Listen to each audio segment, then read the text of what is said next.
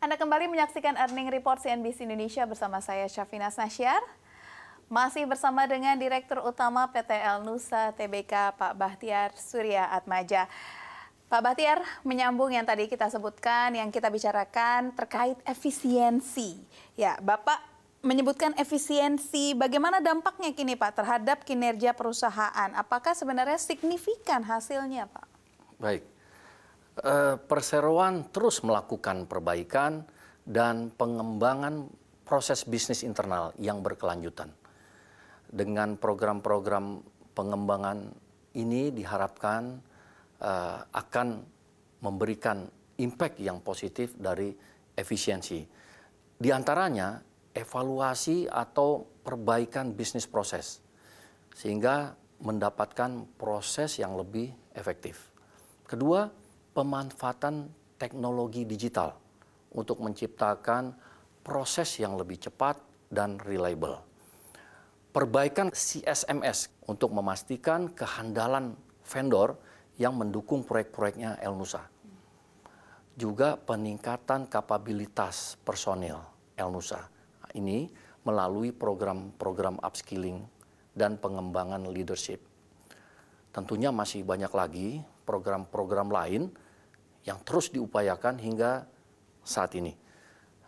Kami melihat ini perbaikan dan pengembangan proses bisnis internal ini sampai saat ini sudah berhasil meningkatkan kinerja Elnusa hingga semester pertama 2024. Hampir di semua parameter kinerjanya. Alhamdulillah. Bagaimana Pak realisasi investasi serta progres proyek utama yang sedang dijalankan oleh Elnusa saat ini? Ada nggak Pak kira-kira proyek-proyek baru yang diinisiasi dalam waktu dekat? Baik, realisasi CAPEX perseroan selama beberapa tahun terakhir selalu meningkat seiring dengan perkembangan dan kebutuhan investasi di industri migas.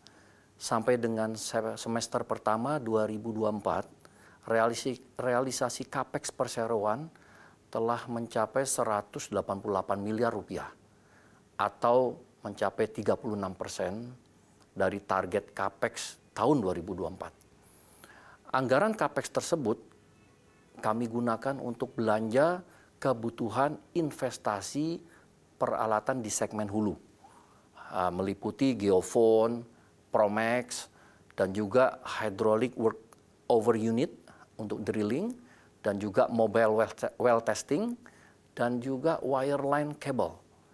Sementara untuk segmen distribusi dan logistik, ini meliputi investasi mobil-mobil tangki baru di beberapa wilayah operasi, dan juga pembangunan fuel terminal di wilayah Nusa Tenggara.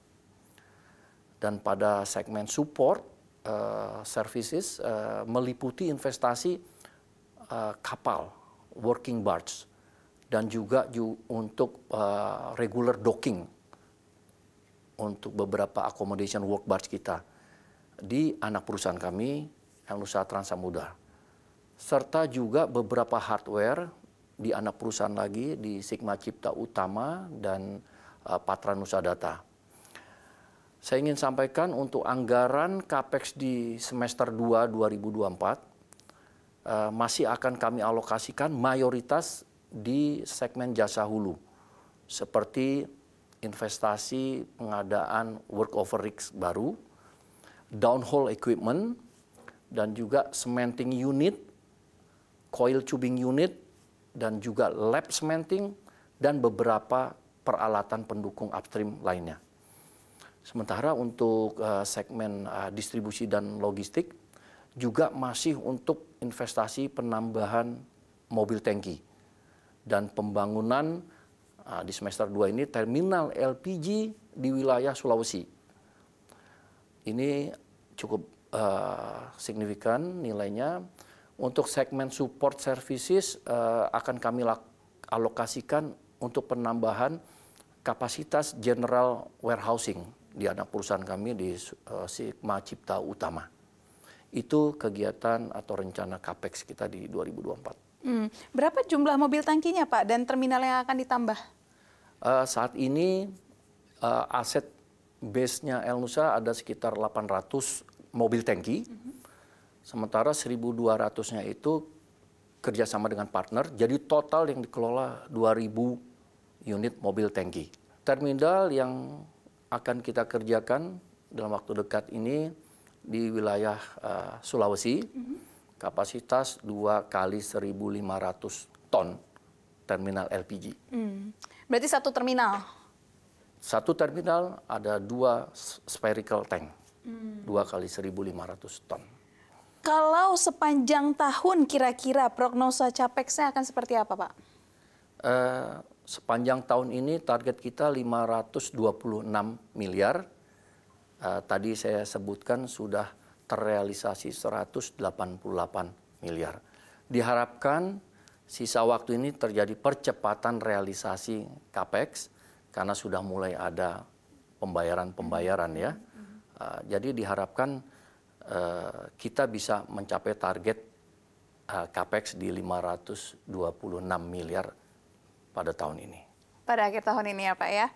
Tahun depan kira-kira ada tambahan atau mungkin lebih besar dari tahun ini? Kita mentargetkan tahun depan melihat rencana tadi capex di upstream cukup agresif. Tentunya akan ada peningkatan yang lebih besar dibanding tahun 2024 ini.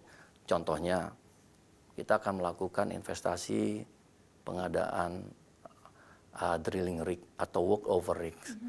Itu cukup besar. Kemudian juga unit-unit cementing unit, coil tubing unit untuk kegiatan well intervention.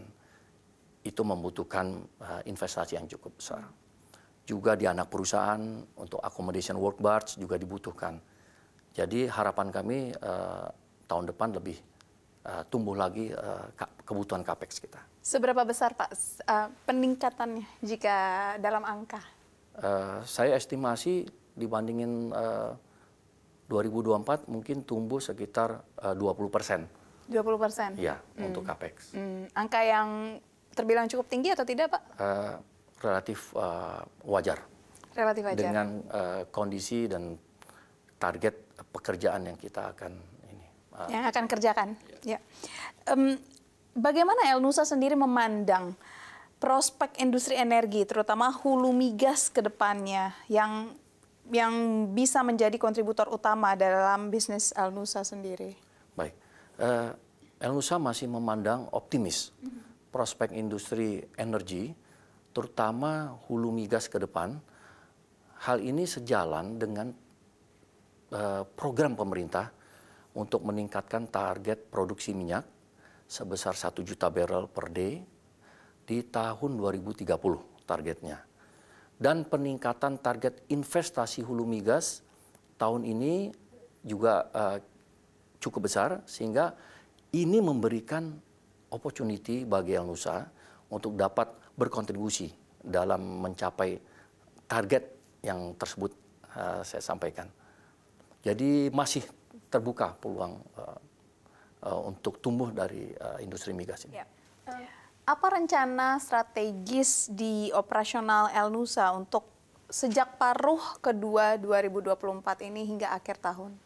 Baik, El Nusa masih konsisten dengan strategi yang telah diimplementasikan di awal tahun 2024. Di antaranya fokus dalam meningkatkan pembangunan manusia untuk keberlanjutan jangka panjang. Ini yang paling penting adalah SDM kita. Kedua, optimalisasi proses untuk meningkatkan daya saing. Kemudian perkembangan bisnis untuk pertumbuhan yang lebih agresif, di mana ini upaya peningkatan profitabilitas dan menjaga stabilitas keuangan. Ini strategi yang terus kita lakukan, kita implementasikan. Tadi Bapak juga sempat menyebutkan bahwa Bapak optimis sebenarnya dengan adanya industri migas di tanah air. Nah, lantas bagaimana Bapak melihat El Nusa bisa memanfaatkan peluang untuk mengembangkan bisnis El Nusa ini, Pak? Kita ini memiliki aset. Aset kapabilitas kita ini masih bisa dikembangkan, melalui tadi saya bilang investasi-investasi yang strategis. Saat ini sudah ada peningkatan di segmen hulu migas. Dulu kita dominasi revenue itu sekitar 70-80% dari distribusi logistik. Saat ini 2 tahun terakhir porsi dari hulu migas itu sudah hampir 50%. Jadi El-Nusa ke depannya untuk kegiatan hulu migas lebih berperan lagi. Sekarang 50% distribusi logistik, 46% sudah di upstream. Kita melihat potensi tahun-tahun berikutnya untuk El-Nusa mendapatkan atau berkontribusi di proyek-proyek upstream akan lebih terbuka lagi. Langkah awal tahun depan kita sudah mau lakukan investasi di rig untuk drilling rig, workover services. Jadi ini adalah satu peluang nyata di depan bahwa peran El-Nusa di industri migas, khususnya upstream, masih tetap terbuka. Kemudian juga peluang untuk seismik, program-program seismik, itu adalah salah satu kekuatan El-Nusa dari dulu, bahwa pekerjaan seismik itu. Ya, karena adanya potensi besar ini tentunya pasti El-Nusa membutuhkan dukungan juga. Kira-kira dukungan apa Pak yang dibutuhkan oleh El-Nusa agar bisnis El-Nusa bisa berjalan lebih baik lagi ke depannya? Baik, tentunya sinergi, kolaborasi di antara grup Pertamina ini sudah baik dan tentunya akan ditingkatkan lagi karena sekitar 75% proyek yang El-Nusa kerjakan itu dari Pertamina Group. Ini tentunya kalau sinerginya lebih baik lagi, kita akan mendorong pertumbuhan El-Nusa ke depannya. Memang ada kegiatan non-grup Pertamina juga kita kembangkan penetrasi market ke proyek-proyek yang non-Pertamina.